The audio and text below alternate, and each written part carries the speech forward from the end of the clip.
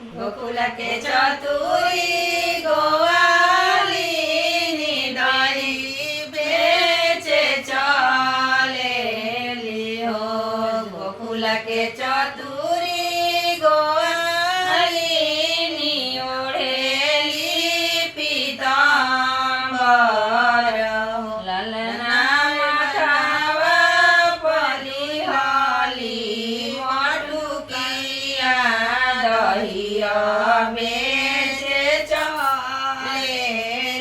ललना माथावा पलिहली मटुकिया दहिया बेचे चलेली।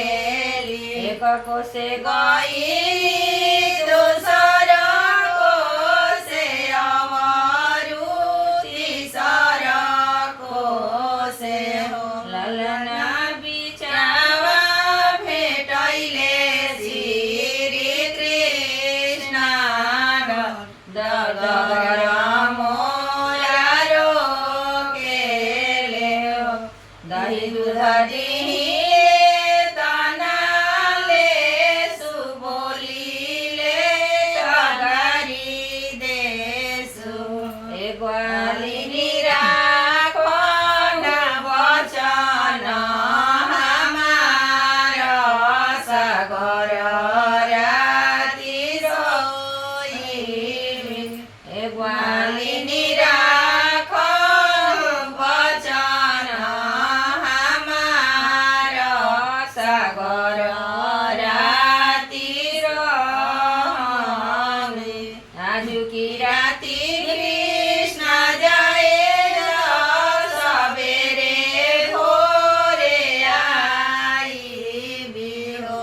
ए कृष्ण राखबी वचन तोहार सागर राति सोइबी।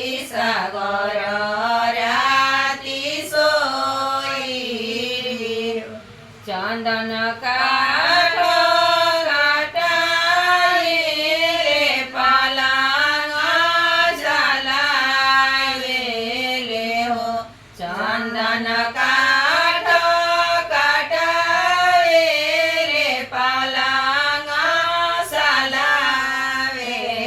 ललना लाले पाटे किनले पटी हटिया तरे समाओरा चना रे समाओरा चना हो। घरी राति गईले पहर राति अवरु पहर राति। अरे गोकुल के चतुरी गोवालिनी मोरा बुद्धि चोरेली।